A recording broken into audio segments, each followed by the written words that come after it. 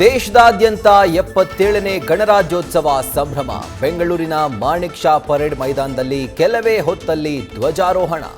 ನಂತರ ಗೌರವ ವಂದನೆ ಸ್ವೀಕರಿಸಲಿರುವ ರಾಜ್ಯಪಾಲರು.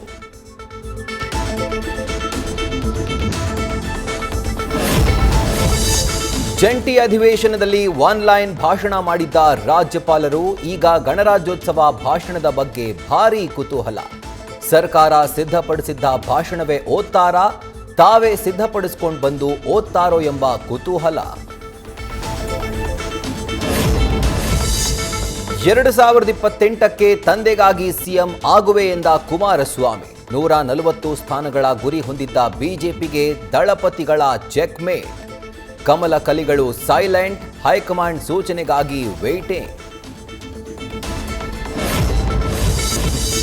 ರನ್ಯಾ ರಾವ್ ಗೋಲ್ಡ್ ಸ್ಮಗ್ಲಿಂಗ್ ಪ್ರಕರಣ. ಜೈಲಲ್ಲಿ ಪ್ರತಿನಿತ್ಯ ಕಿರಿಕ್ ಮಾಡ್ತಿದ್ದಾನಂತೆ boyfriend Tarun ಕೊಂಡಾರ.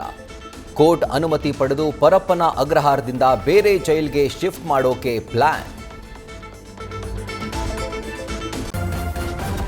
News first ನಿರ್ಭೀತಿಯಿಂದ ನಿಮ್ಮ ಪರವಾಗಿ.